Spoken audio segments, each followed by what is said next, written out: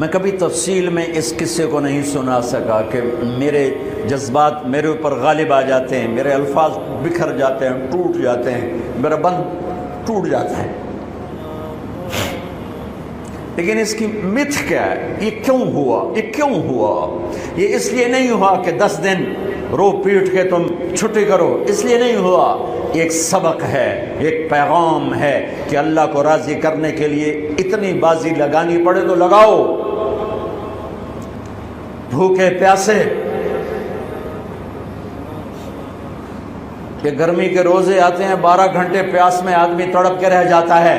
تمہیں خبر ہے میرے نبی کی اولاد 72 گھنٹے پیاسے، پیاس کی شدت، پانی کا قطرہ نہیں، اور آگے انسان کی شکل میں درندے کھڑے ہوئے ہیں۔ جب سارے جان نثار شہید ہو گئے، تھوڑا سا سنا بھی دیتا ہوں، جب سارے جان نثار شہید ہو گئے تو پیچھے اہل البیت رہ گئے۔ اہل البیت، سب سے پہلے شہید کا نام بتاتا ہوں، مسلم بن اوسج، جو امام صاحب کے، امام علی مقام کے قافلے میں جو پہلے شہید ہیں، مسلم بن اوسج۔ اور ان کی طرف سے جو 2 پہلے قتل ہوئے، سالم اور یسار، اور ان کو قتل کرنے والے تھے عبید اللہ بن عمیر الکلبی۔ ایک ابن زیاد کا غلام تھا، ایک ربیعہ بن زیاد کا غلام تھا۔ وہ دونوں نکلے تو اس کے مقابلے کے لیے بربر بن خضیر اور حبیب بن مطاہر نکلے حسین علی مقام کے لشکر سے۔ تو عمیر بن وہب کلبی وہ کوفے سے اٹھ کے آئے تھے، کوفے سے بیوی سمیت آئے تھے، بیوی کا نام ام وہب، حبشی تھے۔ کہنے لگے مجھے اپنے اوپر قربان ہونے تھے، میں اکیلا ان دونوں کو کافی، ان دونوں کو ہٹا دے۔ اور ننگے بدن تھے، ننگے بدن، جسم پہ کچھ نہیں۔ کہا میں تو مرنے ہوں، میں کیوں زرا پاما جو میں جیونا ہے، میں تو مرنا ہے۔ ننگے بدن تھے۔ تو ان کی بیوی نے کہا ان کو جانے دیں، ہم دونوں نے آپ پر قربان ہونے کی نیت کی ہوئی۔ ہم نے کہا اچھا اللہ تجھے جزائے خیر دے، جاؤ۔ تو اس اکیلے نے دونوں کم بختوں کو جہنم میں پہنچا دیا، سالم اور یسار۔ تو ان میں سے ایک آدمی بولا اوے یہ مرنے آئے ہیں، اگر اکیلے لڑو گے تم سب کو مار دیں گے، اور تسی تو جیون دے طلبگار ہو، مرن دے طلبگار ہیں، مرن والے نو مارنا کوئی سوکھا کام ہوندا ہے، وہ ان پر کٹھے حملہ کرو۔ پھر حملہ عام ہوا تو پہلے شہید ادھر سے مسلم بن اوسج، جب وہ گر رہے تھے تو کہہ رہے تھے حسین کی حفاظت کرنا جب تک سانسوں میں سانس باقی۔ آپ کے لشکر میں ادھر زہیر بن القین، یعنی رائٹ سائڈ پر زہیر بن قین ایک چھوٹا جھنڈا، لیفٹ سائڈ پر حبیب بن مظاہر ایک جھنڈا، درمیان میں آپ کے بھائی عباس بن علی جن کے ہاتھ میں بڑا جھنڈا تھا، اور بڑا نشان کا جو علامت تھا وہ عباس بن علی کے درمیان میں تھا۔ 32 گھوڑ سوار تھے اور 40 پیدل تھے۔ جب انہوں نے پہلا حملہ کیا تو 32 نے 3000 کا منہ پیچھے کر دیا۔ تو ابن زیاد نے کہا پہلے ان کے گھوڑوں کو مارو، ان کے گھوڑوں کو مارو۔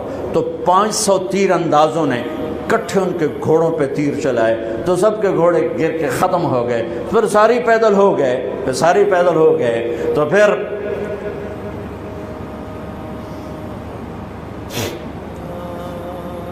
میں اٹک جاتا ہوں، اس لیے پھر میں آخر میں بیچ میں زہیر کی شہادت سنا دوں۔ زہیر بن القین، جب نماز کا وقت آیا، ظہر کا وقت داخل ہوا تو آپ نے اشارہ کیا زہیر یہ شمر سے کہو نماز پڑھنے دے۔ ہاں، اگر 1439 سال میں نماز کی معافی ہوتی تو اہل کربلا کو ہوتی، لیکن حسین نے سجدے میں سر رکھ کے بتلایا کہ نماز نہیں چھوٹ سکتی، سر کٹ سکتے ہیں۔ تو انہوں نے آگے ہو کر کہا کہ بھائی نماز کے لیے جنگ روکو۔ تو کوفی لشکر کا ایک سردار تھا حسین بن نمیر، اس نے کہا تمہاری تو نماز قبول ہی نہیں ہوتی۔ تو انہوں نے کہا لعنت تجھ پر، تیری نسلوں پر، جس گھر کی تو فعل نماز ملی انہی کی نہیں ہوتی اور تمہاری ہوتی ہے. تو واپس آ کر کہنے لگا کہ وہ نماز کی اجازت نہیں دے رہے. فرمایا نماز تو نہیں چھوٹے گی نا. یہ فیصلہ آباد والوں کو نہیں، 7 بر اعظم کے ایمان والوں کو پیغام ہے کہ زیر خنجر بھی یہ پیغام سنایا ہم نے. نماز نہیں چھوٹ سکتی، نماز نہیں چھوٹ سکتی. اللہ کی قسم کوئی مسئلہ نہیں تھا اگر یہ چھوڑ دیتے. جنگ سے پہلے آنکھ لگ گئی، آنکھ کھلی تو ہنس پڑے. بہن نے پوچھا اے کیڑا ہاسے دا ویلا ہے، موت سر تے کھلوتی ہے.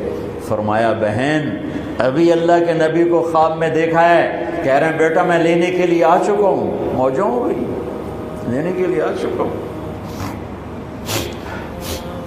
چھوڑ دیتے تو پھر گلستان کالونی والوں کو بھی گنجائش مل جاتی، چھٹی جا سکتی ہے.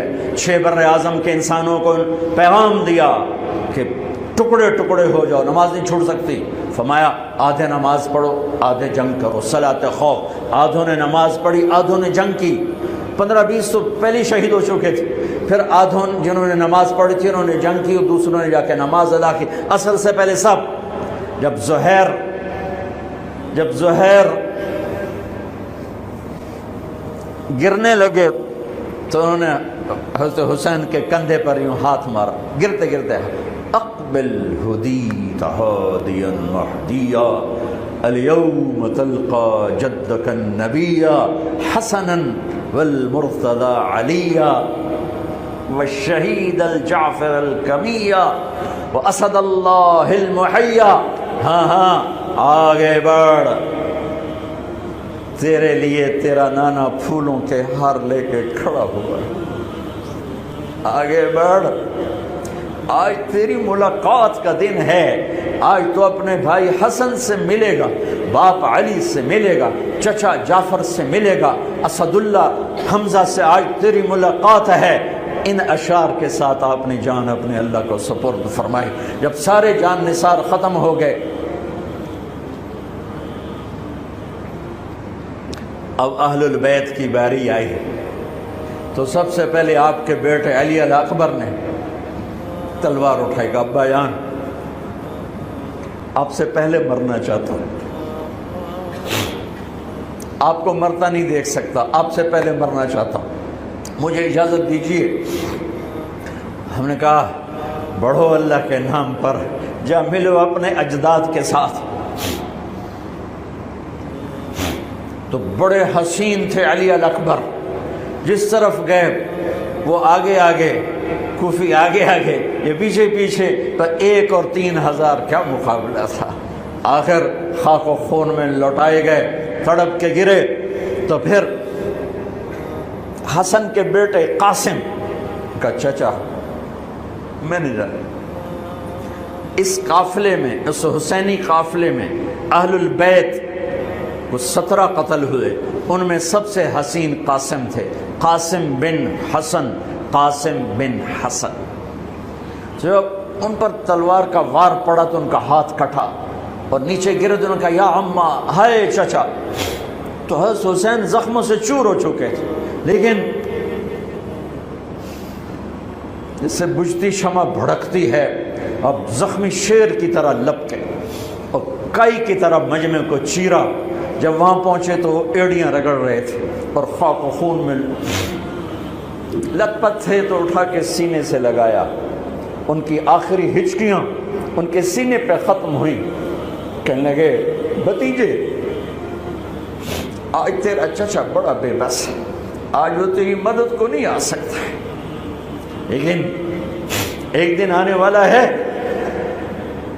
جب تیرے نانے کی عدالت میں فیصلہ ہوگا. پھر ان کی لاش کو اٹھایا.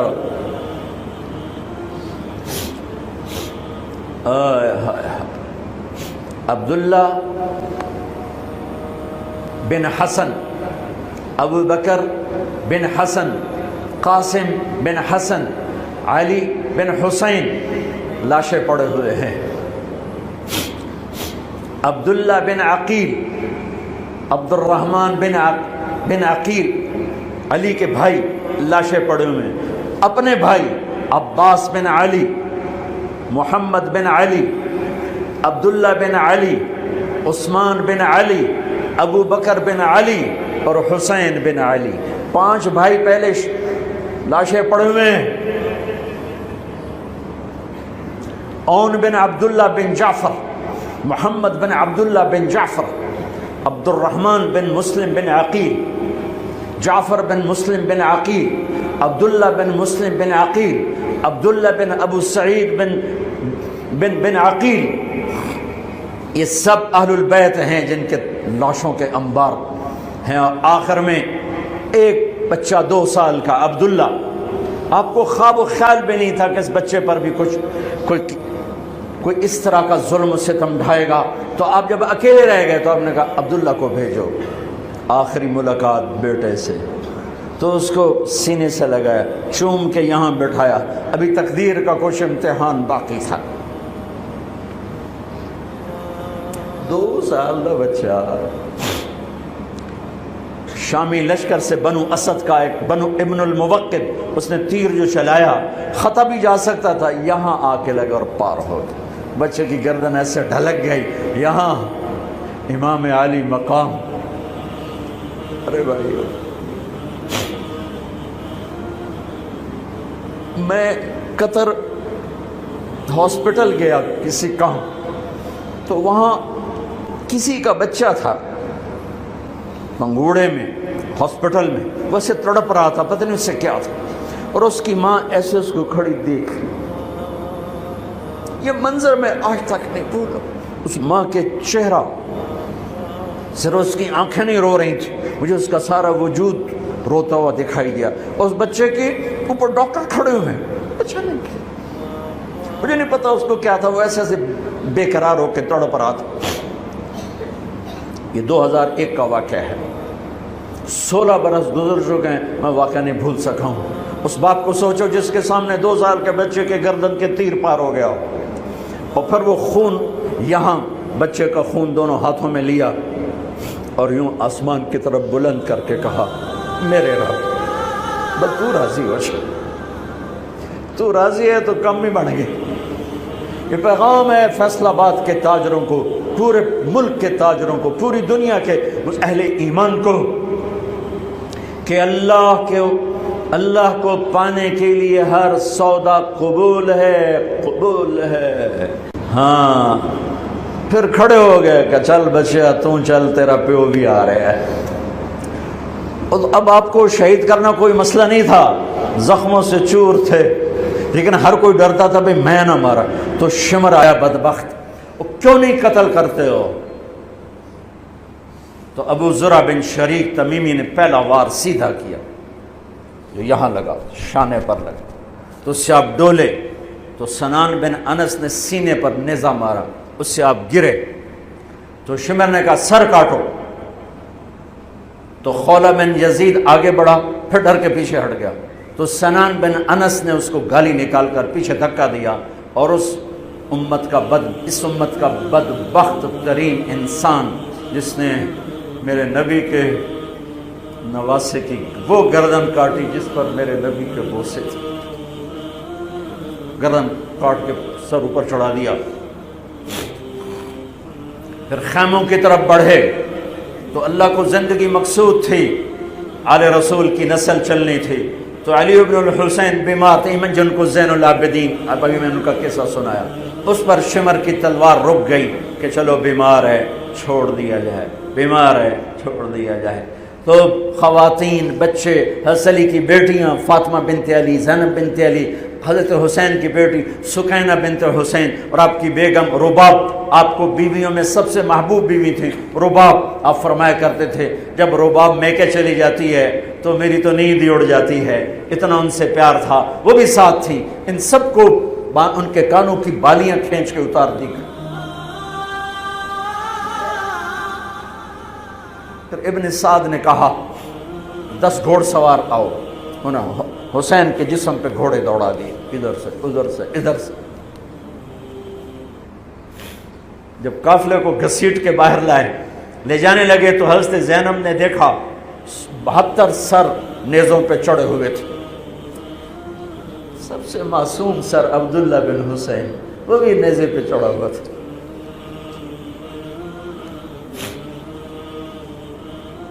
ہم نے کربلا کو افسانہ بنا دیا، یہ کمائی کا ذریعہ بنا لیا۔ یہ ایک پیغام ہے طبقات امت کے لیے، مت ضمیر بیچو، مت ضمیر بیچو۔ ٹکڑے ٹکڑے بدن، تو حضرت زینب کی زبان سے چند الفاظ نکلے جنہوں نے، آپ حیران ہوں گے، کوفی لشکر والے رونے لگے جو ابھی قتل کر رہے تھے، ان کی آنکھوں میں آنسو آ گئے۔ وا محمدا وا محمدا،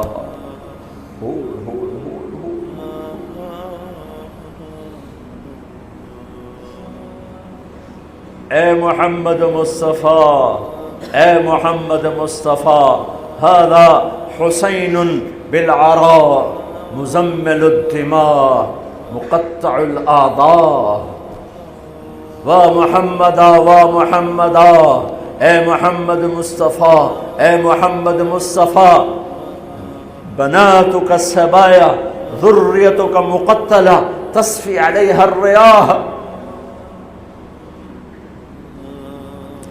آج حسین کی بارات ہے محمد مصطفیٰ، آج تیرے نواسے کی بارات ہے، آج اس نے اپنی بوٹیوں کا ہار گلے میں ڈالا ہے، اپنے خون کے قطروں سے بنا ہوا لباس پہنا ہے، آج وہ سرخ جوڑے میں بڑا حسین نظر آ رہا، آج وہ سرخ جوڑے میں بہت پیارا لگ رہا، اس کا جسم بکھرا ہوا ہے، اس کی بوٹیاں بکھر گئیں، اس کے بدن کے ٹکڑے ٹکڑے ہو گئے، آج اس کا لاشا پڑا ہے۔ یا ہے محمد مصطفیٰ، آج آپ کی بیٹیاں قید میں ہیں، آپ کی اولاد ذبح ہو چکی ہے، ان پر کفن ڈالنے کی اجازت نہیں دی تھی ان بدبختوں نے، تو تصفی علیہ الریاح، کوفے والوں نے کفن بھی نہیں دینے دیا، تو ہم ہوا نے مٹی اڑا کر آپ کی اولاد کو مٹی کا کفن پہنا دیا ہے۔ ہاں، یہ کٹا ہوا سر پھر صرف حسین کا ابن زیاد کے سامنے پیش کیا گیا، تو اس نے منہ پہ چھڑی ماری، پھر چھڑی ماری، پھر کہنے لگا میں نے ایسا حسن نہیں دیکھا کہ مر کے بھی چہرہ مسکراتا چمکتا ہو۔ تو حضرت انس نے کھڑے ہو کر کہا، او ظالم، یہ چھڑی یہاں سے ہٹا، نہ کر، میں نے ان ہونٹوں پہ اللہ کے نبی کے ہونٹوں کو لگتے دیکھا ہوا ہے، نہ کر۔ کہنے لگا تو بوڑھا نہ ہوتا تو میں تیری گردن اڑا دیتا، تیری عقل خراب ہو گئی ہے۔ تو میں میری نہیں، تیری عقل بگڑی ہے، آنے والے دن تو دیکھے گا تیرے ساتھ کیا ہوگا۔ پھر یہی سر یزید کے سامنے رکھا گیا، اس نے منہ پہ چھڑی ماری، تو زید ابن ارقم کھڑے ہو گئے، کہنے لگے نہ کر، میں نے ان ہونٹوں پہ نبی کے ہونٹوں کو لگتے دیکھا ہوا۔ میرے بھائیو، نماز کا وقت قریب ہو گیا، بلکہ میں نے زیادہ وقت لے لیا ہے، میں کسی کی تفصیل تو زندگی بھر کبھی نہیں سنا سکا، اشارے کر دیتا ہوں، پڑھو اس کو، پڑھو، خود پڑھو، پیغام لو، پیغام لو۔ ہے ظلم کا ساتھ نہیں دیا، جھوٹ کا ساتھ نہیں دیا، ذبح ہو گئے نسل سمیت، بچوں سمیت۔ پوری دنیا کے تجار کو پیغام ہے، جھوٹ سے بچ، خیانت سے بچ، سارے دفتر والوں کو پیغام ہے، رشوت سے بچو، رشوت سے بچو، ظلم و ستم ڈھانے سے بچو، ساری دنیا کے میرے ملک کا ایک ایک طبقہ ضمیر بیچ کے سویا ہوا ہے، جہاں انصاف دینے والے بک جائیں، جہاں جج کے قلم کی قیمت لگے، جہاں جس دیش کے جج کو خریدا جا سکتا، جس کے قلم کو خریدا جا سکے، جس دیش کے وکیل کو خریدا جا سکے، جس دیش میں جھوٹے مقدموں کی بھرمار ہو، جس دیش کا ڈاکٹر مریض کو مریض نہ سمجھے، گاہک سمجھے، اور مرتے کی کھال اتارے، مرتے ہوئے کی کھال اتارے، جس دیش کا وکیل خود ایک مافیا گروپ بن چکا ہو، جس دیش کا، میں وکیلوں کا رونا کیا روں، میں ججوں کا رونا کیا روں، میرے دیش کا تو ریڑھی والا بھی ظالم ہے، مزدور بھی ظالم ہے، غریب بھی ظالم ہے، مالدار بھی ظالم ہے، ظلم کے اندھیروں میں دیش ڈوبا ہوا ہے۔ میرے بھائیو، ہمارا نیا سال شروع ہو چکا ہے، اور ہم توبہ کریں اللہ کی بارگاہ میں۔ میرے بھائیو، میں بہت دہراتا ہوں اس بات کو، جس فرد میں، جس قوم میں، جس دیش میں، جس خاندان میں، جس معاشرے میں ظلم ہوگا، جھوٹ ہوگا، دھوکہ ہوگا، وہ تباہ ہو جائیں گے، چاہے مسلمان ہیں چاہے کافر ہیں۔ جس دیش میں، جس قوم میں، جس ملک میں، جس معاشرے میں، جس فرد میں سچائی ہوگی، انصاف ہوگا، دیانتداری ہوگی، اللہ ان کی حفاظت کرے گا، عزت دے گا، چاہے مسلمان ہیں چاہے کافر ہیں۔ دنیا کی عزت ضرور ملے گی، کفر کے ساتھ ملے گی، کہ سچائی، دیانتداری، عدل و انصاف پر اللہ سایہ کر دیتا ہے، چاہے کفر ہے چاہے اسلام ہے، موت تک۔ کافر ہے تو موت تک، موت کے بعد ایمان کا فیصلہ ہے، لیکن اگر ایمان ہے تو یہ جہان بھی بن گیا، وہ جہان بھی بن گیا۔ یہی فیصلہ بات کی بات ہے۔ میں صبح نکلا، سیر کر کے واپس آ رہا تھا، مجھے دور سے ایک ریڑھی والا نظر آیا، سفید داڑھی، پگڑی، تو مجھے بڑا اچھا لگا کہ عام طور پہ ریڑھی والوں کا یہ حلیہ نہیں ہوتا ہے، تو لہٰذا دور سے میری نظروں میں جچ گیا۔ جب میں قریب سے گزرا تو میں نے پھر اس کو ایسے دیکھا، تو میں نے دیکھا وہ رو رہا تھا، ایسے خاموش آنسو، ساز خاموش ہیں فریاد سے معمور ہیں ہم، اور ایک ہاتھ ریڑھی پر تھا، ایک ہاتھ پیٹی پر تھا، جو کوئی پیٹی لایا تھا، اور ایسے رو رہا تھا، ایسے رو رہا تھا۔ تو میں رک گیا، میں نے کہا بزرگو خیریت تو ہے، آپ کیوں رو رہے ہیں؟ تو اس نے مجھے کوئی جواب نہیں دیا، اس نے پیٹی ایسے اٹھا دی میرے آگے، تو وہ پیٹی سیب کی تھی، اس کے اوپر سیب ٹھیک تھے، نیچے سارے گلے ہوئے سیب تھے، تو سارے سیب ایسے بکھر گئے۔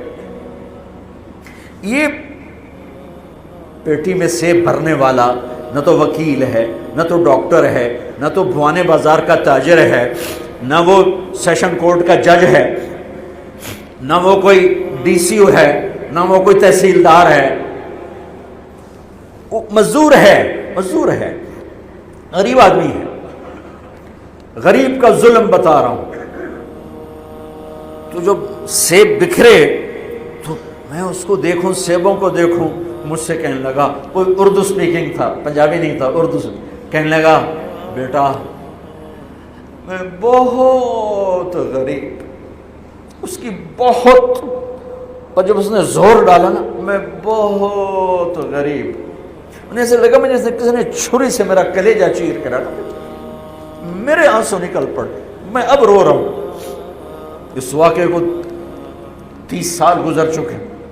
بیٹا میں بہت غریب ہوں، صبح منڈی جاتا ہوں، ایک پیٹی لاتا ہوں، شام تک بک جاتی ہے، بچوں کے لیے تازہ آٹا لے کے جاتا ہوں، آج کسی نے میرے بچوں کی روٹی مجھ سے چھین، آج کسی نے میرے بچوں کی روٹی مجھ سے چھین۔ اسی سیب کی پیٹی کو اب اوپر تک لے جاؤ کہ لوگ جانوں سے کھیل رہے ہیں، اپنی عزت اقتدار جھوٹی عزتوں کے لیے عزتوں سے کھیل رہے ہیں، جانوں سے کھیل رہے ہیں، حقوق سے کھیل رہے ہیں۔ یہاں ایسے ضمیر بکتے ہیں جیسے بھیڑ بکریاں بکتے، یہاں ایسے زبان کے بول بکتے، اے نہیں کسائیاں کول جاؤ تو بچ سری دے وے زبان بھی آیا تو سر بھی آیا، یہاں ایسے دماغ بکتے ہیں جیسے بکرے کی سری بکتی ہے، ایسی زبانیں بکتی ہیں جیسے بکرے کی زبان بکتی ہے، ایسے ضمیر کے سودے ہوتے ہیں جیسے بھیڑ بکریوں کے سودے ہوتے ہیں۔ اور میری جیب خالی تھی، میرے پاس کچھ بھی نہیں تھا، جو میں تو ایسے صبح نکلا تھا، مجھے اتنا صدمہ ہو کہ ہائے کوئی میری جیب اتنے پیسے تو ہوں دیتے، بابے دی پیٹی جو کہ پیسے تھے انہوں میں دے ہی دیندا۔ آج تک مجھے یہ دکھ رلاتا ہے لا دو سارے پنجاب سے وہ کراچی سے لے کر خپلو تک گلگت تک سب کچھ یہی ہو رہا ہے. روتے ہیں حسین کو کھڑے ہوئے ہیں یزید کے ساتھ، روتے ہیں آل رسول کو کھڑے ہوئے ہیں شمر کے ساتھ، ابن زیاد کے ساتھ. ان مگر مچھ کے آنسوؤں کی میرے رب کی بارگاہ میں کیا قیمت ہے؟ میرا معاشرہ ظلم و ستم میں ڈوب چکا ہے. کہتے کہتے کہتے کہتے عمر بیت گئی. بھائیو جتنے بیٹھے ہو اتنے تو توبہ کریں ہم کہ آؤ بھائی آج ہم اپنے اللہ کو راضی کرنا، اپنی زندگی کی منزل بنائیں، اپنی زندگی کا مقصد بنائیں. ظلم سے نکلو، جھوٹ سے نکلو، بہتان سے نکلو، رشوت سے نکلو، حرام سے نکلو، شراب سے نکلو، زنا سے نکلو، بدکاری سے نکلو، فحاشی سے نکلو، جوئے سے نکلو، جھوٹے مقدموں سے نکلو، جھوٹی گواہیوں سے نکلو. قتیبہ بن بکار کی مجلس میں مصر کا بادشاہ واز سنتا تھا. 18 برس آتا رہا، 18 برس، اور ہر سال 1000 دینار 1000 دینار ان کو گفٹ کرتا تھا. 1000 دینار کوئی 10 کروڑ روپیہ بنتا ہے. 1000 دینار. 18 سال کے بعد ایک فتوے پہ دستخط مانگے کہ یہاں سائن کر دیں. فتویٰ غلط تھا. انہوں نے کہا مولوی نے 18,000 دینار دیتے کیوں نہیں کرے گا؟ انہوں نے فرمایا یہ تو شرعاً خلاف ہے، میں کیسے دستخط کروں؟ وہ کہنے لگا کرنے پڑیں گے. کہا میرا ضمیر نہیں تم ایسے خرید سکتے، میں نہیں کروں گا. کہنے لگا میرے 18,000 دینار واپس کر. 18,000 دینار اربوں روپیہ بن چکا ہے. انہوں نے کہا مولوی بھکھا ساڈا کھاوے تے ساڈے اگوں سر چاوے. کہنے گے ٹھیک ہے. گھر گئے، 18 تھیلیاں 1000 دینار کی. ان کے رسی بھی گرا بھی نہیں کھولی تھی. گرا پہ سرکاری مہر ہوتی ہے، وہ مہر بھی نہیں ٹوٹی ہوئی تھی. جیسی تھی ویسی لا کر اس کے سامنے رکھ کے کہا تو میرے ایمان دا مول اتنا ہی لایا اے 18,000 نکل جا میری مجلس سے جو کم وقت. تو نے مجھے 18,000 میں خریدنا چاہا، تو نے میرے ایمان کی قیمت یہ لگائی تھی. جیسے وہ پڑا تھا اس کے منہ پہ مار دیا. بھائیو ایسا اللہ سے ایمان مانگو، ضمیر مانگو جو اللہ پہ تو قربان ہو، لیکن ان سکوں پر نہ بک جائے، ان ٹھیکروں پر نہ بک جائے. نیت کرتے ہو سارے؟ توبہ کرتے ہو میرے ساتھ؟ کہو یا اللہ میری توبہ، پھر کہو یا اللہ میری توبہ، پھر کہو یا اللہ میری توبہ. پکی ہے تو اللہ کے ہاں قبول ہے، چونکہ میرے رب کو توبہ جیسے پسند ہے. سبحان اللہ. اور میری تمہاری تو عمر ہی کوئی نہیں ہے. میرا رب کہتا ہے میرا بندہ اتنے گناہ کر کہ زمین سے اٹھا کر آسمان کی چھت کو لگا دے، یہاں سے اٹھا کر آسمان کی چھت کو لگا دے، پھر صرف ایک دفعہ کہنا یا اللہ معاف کر دو، میں ساری معاف کر دوں. ہمارے گناہوں کی تو حیثیت ہے کوئی. میں نے مینچسٹر میں بیان کیا، آخر میں ایسے توبہ کروائی تو ایک نوجوان آ گیا، لاہور کا تھا. کہا جی مولانا صاحب یہ گناہ معاف ہو گئے سارے؟ میں نے کہا ہاں. یہ توبہ پہ ہو گئے؟ واقعی ہو گئے؟ میں نے کہا بالکل. جی میں نے بہت گناہ کیے ہیں، سارے معاف ہو گئے؟ میں نے کہا بالکل ہو. جی میں نے بہت کیے ہیں. میں نے کہا بیٹا تیری تو عمر ہی کوئی نہیں، تو نے کتنے کیے ہوں گے؟ تو رب کی رحمت کو جانتا نہیں. ہمارے بر صغیر کا معاملہ ڈراتے زیادہ ہیں. اتنا اللہ سے ڈرایا کہ اللہ سے جدائی کر دی، اللہ سے ہی بھگا دی. ایک دفعہ ایک آدمی کہنے لگا تسی مولویاں ساڈے کولو ساڈا رب بھی کھو لیا. بہت مالدار آدمی تھا. تسی مولویاں ساڈے کولو ساڈا رب بھی کھو لیا. تسی سانو رب کولو اتنا ڈرایا کہ اسی ہن آنے پتہ نہیں ساڈے نال اس کرنا کی. میں نے کہا یار میں تو نہیں ڈرا، تمہیں تو خوشخبری دو بھائی اللہ کے پاس آ جاؤ، اللہ کے پاس آ جاؤ، نہ کہیں جہاں میں امان ملی، جو امان ملی تو کہاں ملی، میرے جرم خانہ خراب کو تیرے عفو بندہ نواز۔ اور کوئی راستہ ہے؟ اللہ کو مناؤ، ایک بول پہ مانتا ہے، ایک بول پہ مانتا ہے، ایک آنسو پہ مانتا ہے، پھر ٹوٹ جائے پھر کر لینا، پھر ٹوٹ جائے پھر کر لینا۔ اور یہ تبلیغ کا کام، اس کو سیکھنے کی محنت ہے، اللہ ہمت دے تو ٹائم لگانا۔ نیا سال شروع ہو رہا ہے، کسی سے لڑے ہوئے ہو صلح کرو، کسی کا حق مار کے بیٹھے ہو واپس کر دو، نہیں کرنے کی طاقت تو جا کے معافی مانگ لو کہ جب ہوگا میں دے دوں گا، جب ہوگا میں دے دوں گا۔ کسی کے ساتھ بغض ہے دل کو صاف کرو، کسی کا نفرت ہے دل کو صاف کرو، کسی سے بائیکاٹ کیا ہوا ہے ابھی جا کے اس سے مل لو، اس سے ملاقات کر لو، اور اس سے سینے سے لگا لو کہ نیا سال اس طرح شروع ہو کہ ہمارا دل پوری دنیا کے لوگوں سے صاف ہو۔ تو اللہ تعالیٰ بھی ہمارے گناہوں کو صاف فرمائے گا، معاف فرمائے گا۔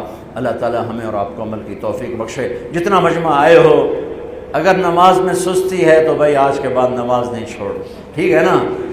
اور ایک